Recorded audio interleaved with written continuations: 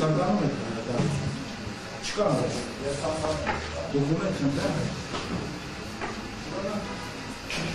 ձեր անհանգստանում ասեք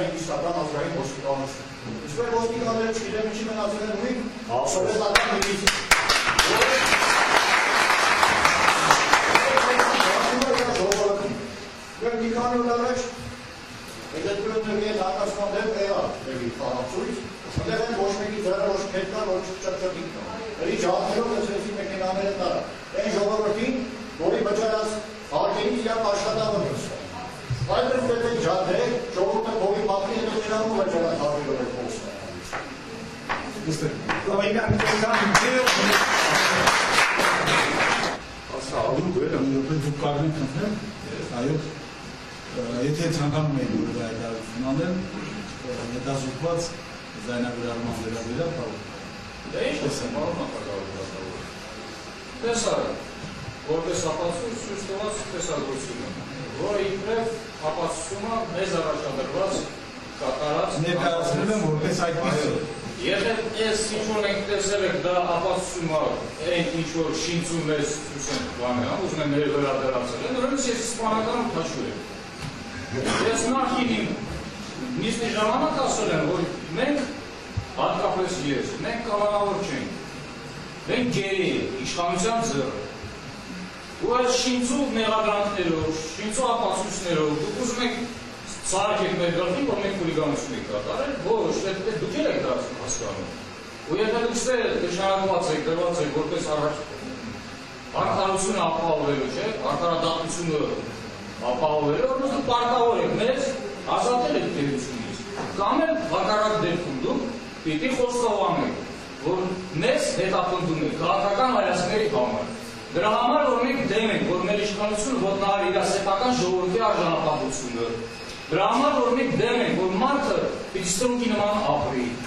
Ես 20 տարի ծառայել եմ պետականության, Հայաստանի Հանրապետության պետականության համանախագահական գործի համար։ Իմ առջև դրված բոլոր խնդիրները կատարել եմ բարեփոխություն։ Ինչի մասին վկայում են այն պարգևները, որոնց շնորհվել են ինձ։ Ու այսօր ես ինչ պիտի ստրունքի նման ապրեմ այս երկրում, հա, 15,000 դրամով փոշակառով պիտի ապրի։ Մարդը ոնց պիտի ապրի, եթե չունենա իրավունք արտահայտվելու։ Մարդը ոնց պիտի ապրի, եթե ինքը իրավունք չունի ոչ թե գոյատևելու, այլ նորմալ պատշաճ մակարդակով ապրելու։ Այսօր իմ խնդիրը չպիտի լինի, ոնց ես մի կտորը հաստատեմ, որ իմ երեխուն հաստիարակեմ, կամ էլ մեծացնեմ։ Իմ խնդիրը պիտի լինի, որ ես իմ զավակին պետության համար պետական պետության համար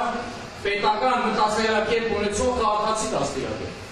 Ոչ թե գարստենստեն,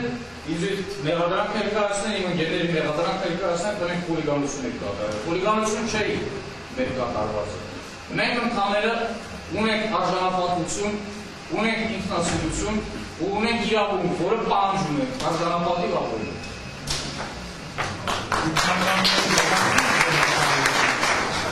Եթե ապացուցի վերաբերյալ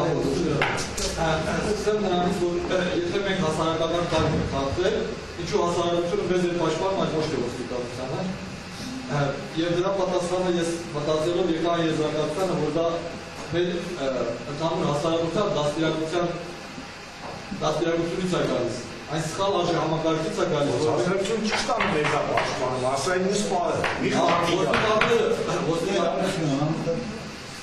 ոստիկանների պահվածքի մասին ասում որ ինչու է ոստիկանությունը մեր հանդեպ այդպես վարվեց։ Այդ սխալ արժեհամակարգը, որը մեզ դարերով դաստիարակվել է մեկ հայ ժողովուրդս, այդ սխալ արժեհամակարգի մասին եմ խոսել եւ այդ արժեհամակարգից մի քանի դրվագ Այդի շեշտի է ասա։ Ուրեմն հայկական մի րոպե Գմփել Ամբասանյանի յուրաքանչյուրը կարող է տեսակետի մասը որտեղ ես ասած դատի հայտարարություն կարող է նաև տեսայելիզե ես ասած դատի երեք երեք արտադրության ցանկալը ցանկալը Իսկ այսօրվա հայտարարություն ես այսօրվա հայտարարություն վերաբերում այսօրվա Հայաստանում տիրող իրավիճակին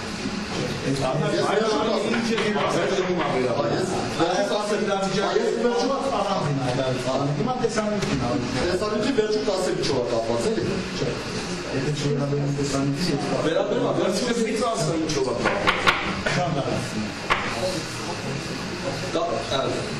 մեր պահվածքերը տա կապված ուրեմն Հայաստանում այսօր Ռուսաստանի կողմից Ադրբեջանի մեծ քանակությամբ հզոր եւ ժամանակակից տեխնիկայի վաճառքը Ադրբեջանի եւ Ռուսաստանի կողմից Հայաստանին ամեն գնով ցանկացած գնով եվրասիական տնտեսականության մեջ մտցնելը այսօր ինձ հիշեցնում են 1920 թվականի իրավիճակը եւ Ռուսաստանը ամեն գնով ցանկանում էր Հայաստանի մտցնել խորհրդային Ռուսաստանի կազմի մեջ մյուս կողմից մեծ քանակությամբ զենք դինամիկներ նվիրեց Թուրքիային բացի այս նմանություններից կար նաեւ հասարակությունում տիրող սոցիալ-տնտեսական բարեհոգեբանական իրավիճակները, որը նույնպես իշխանությունների որևէ արժեհամակարգ չունեցող, որևէ կարգավորություն չունեցող պահվածքից է գալիս է Հայաստանում տիրող բևեռացման այդ հասարակության իշխող բևեռացման այս վիճակից եւ հասարակության ամբողջ 1%-ը դրանց 10%-ը ավելի հարուստ է քան մնացած 99.9%-ը միասին վերցրած նմանություններ կա նաև Հայաստանի այսօրվա բանակում տիրող իրավիճակով եւ 1920 թվականի Հայաստանի առաջին հանրապետությունում տիրող բանակի իրավիճակով, երբ ամբողջ բանակի վերնախավը կազմված է Ռուսաստանի նվիրված, Ռուսաստանի բանակում ծառայած իրենց նվիրվածությունը Ռուսաստանի բազում ապացուցած բանակի սպաներով, բարձրաստիճան եւ միջին կարգի սպաներով Եվ այս նմանությունները, ես հետո կանգնադառնամ այդ նմանությունների ապացույցները, իսկ ասեմ, որ այդ ամեն նմանությունը վերելու է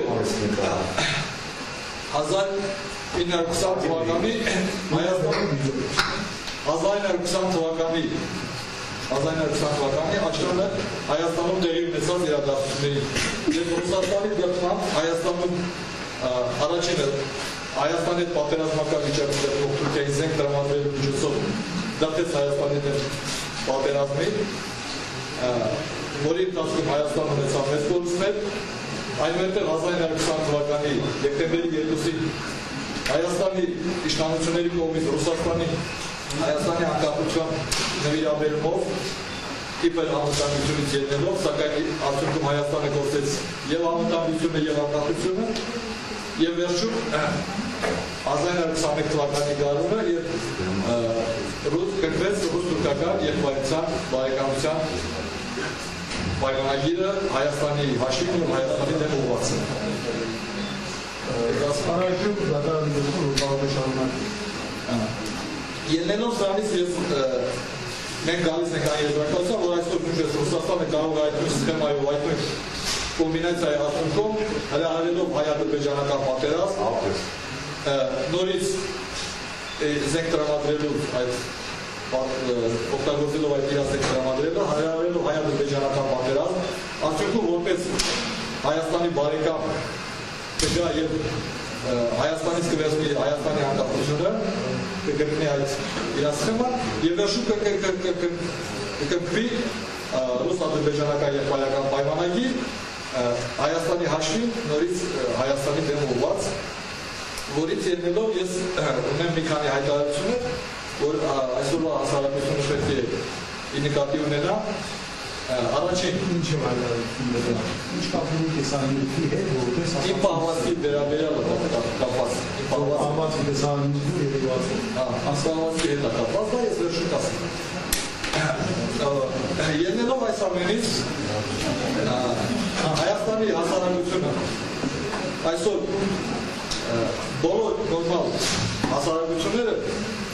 խելոք հասարակությունները եզրակացությունները եւ դասեր են քաղում ուրիշի կատարած կամերից, իսկ ոչ նորմալ եւ ոչ խելոք հասարակությունները իրաց սեփական կամերից նույնիսկ դասեր չեն քաղում եւ ելնելով 1920 թվականի այդ վիճակի եւ այսօրվա իրավիճակի այդ նմանության համադրության այդ իրավիճակից ես եկել գալիս ենք մենք այն եզրակացության, որ Հայաստանը եւ հայ ժողովուրդը առաջին քանի դեռ Ռուսաստանը չի հրաժարվել ռուսական պայմանագրից, նա երբեք չի կարող համարվել Հայաստանի բարեկամը, առավել ևս ռազմական դաշնակիցը։ Երկրորդ եզրակացությունը, որ Հայաստանի անկախության նվիրումը որևէ այլ երկրի երբեք անվտանգություն չի բերի, ընդհանրապես մեր գործով 20 թվականի գործով գալիս ենք այն եզրակացության, որ անկախությունը նվիրաբերելով խոսում ենք նաև մեր անվտանգությունը։ Եվ երրորդ հայտարարությունը, որ ասենք Հայաստանի Հանրապետության քաղաքացիների հանցավոր անտարբերության պայմաններում է կատարվել Հայաստանի այն երկրներ, այն հասարակություններն այսօր ուժեղ եւ բարեկեցիկ, որտեղ համազգան մարդիկ ավելի ազնիվ մարդիկ ավելի համազգան են, քան սերիկաները։ Եվ քանի դեռ Հայաստանի Հանրապետությունում ազնիվ մարդիկ սերիկաներին են թողել իրենց ճակատագրի տնօրինումը, քանի դեռ Հայաստանի ազնիվ մարդիկ չունեն համազգություն իրենց ճակատագրի իրենց ձեռքերցնելու, Հայաստանի Հանրապետությունում հնարավոր է 20 թվականի պետությունը արդեն ֆարսի տեսքով եւ իմ պահանջը այստեղ ելնելով այս ամենից մենք տեսնելով դեռ անցած տարի աշխան այս իրավիճակի ստեղծումը մենք դուրս եկանք բոլոր ժողովրդի եւ մարդկանց հասկացնելու մեր այս տեսակետը եւ ամենը այս մեր քաղաքական դիրքորոշման մասին է խոսքը այլ դրդապատճառներ կա, բանտերը չի եկի այն դրդապատճառներ, որոնց համար ենք դուրս եք եկել, սակայն որպես մենք չկարողանանք հասնել մեր խոսքը հասարակությանը, զինվորականների կողմից կատարվեց այն ինչ կատարվեց, եւ մենք գտնվում ենք 8 ամիսը մենք չենք կարողանում այդ ասելիքը ասենք հասարակությանը։ Մենք ունենք նաեւ մնացած այլ պատճառներն էլ ասեմ, որի պատճառով ենք դուրս եկել, Շանթարությունյանը այստեղ նշեց այն հասարակությունների մասին, որտեղ հերոսներ չկա դժբախտ այդ հասարակությունները, ես մի քանի օրինակ բերեմ այդ դժբախտ հասարակությունների մասին, անձամբ ես ծնվել եմ Սյունիքի մարզի Դավիթ Բեկ գյուղում, նախկին Զեյվա, ուրեմն Դավիթ Բեկ գյուղը, Զեյվա գյուղը հիմնել է Դավիթ Բեկը եւ 1724 թվականին երազորդով դրամեց Զեյվայի բերդը, այնտեղ գտնվող պաստիկների եւ թուրքերի անցեկացնում Արաքսի Գույսապը, իսկ հայերին բերում է այստեղ Բաթալի խանի ամարանոցը եւ տարմանոց տարածք ասում այստեղ ապրեք, ժողովուրդ այստեղ բարգան։